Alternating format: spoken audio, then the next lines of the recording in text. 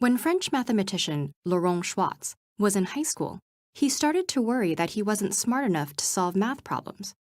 Maybe you know a similar feeling.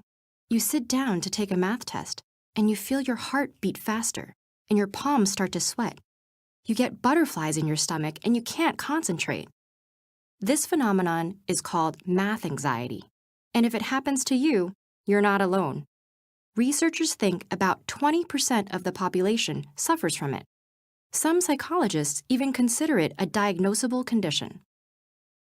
But having mathematical anxiety doesn't necessarily mean you're bad at math. Not even close. Laurent Schwartz went on to win the Fields Medal, the highest award in mathematics. People might think that they're anxious about math because they're bad at it, but it's often the other way around. They're doing poorly in math because they're anxious about it. Some psychologists think that's because math anxiety decreases a cognitive resource called working memory. That's the short-term memory system that helps you organize the information you need to complete a task. Worrying about being able to solve math problems or not doing well on a test eats up working memory, leaving less of it available to tackle the math itself. People can suddenly struggle with even basic math skills like arithmetic that they've otherwise mastered. Academic anxiety certainly isn't limited to math, but it does seem to happen much more frequently and cause more harm in that subject. So why would that be? Researchers aren't yet sure, but some studies suggest that the way children are exposed to math by their parents and teachers play a large part.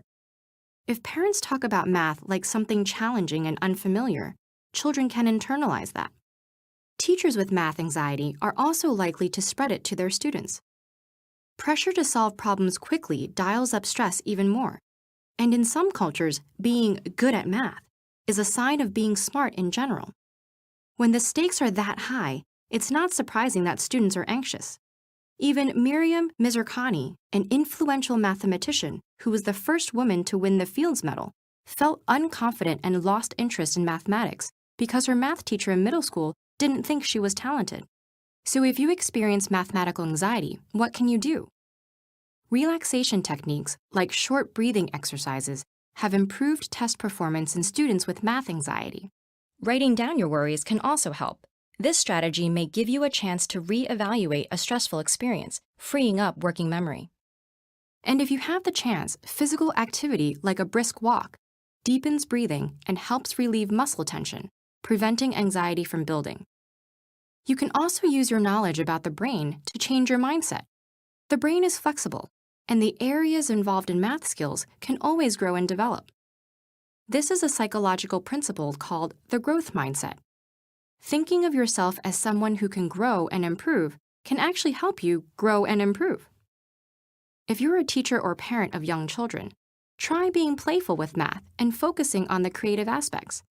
That can build the numerical skills that help students approach math with confidence later on. Importantly, you should give children the time and space to work through their answers. And if you're an administrator, make sure your teachers have the positive attitudes and mathematical confidence necessary to inspire confidence in all of their students. Also, don't let anyone spread the myth that boys are innately better than girls at math. That is completely false. If you experience math anxiety, it may not help to just know that math anxiety exists. Or perhaps it's reassuring to put a name to the problem. Regardless, if you take a look around yourself, the odds are good that you'll see someone experiencing the same thing as you. Just remember that the anxiety is not a reflection of your ability, but it is something you can conquer with time and awareness.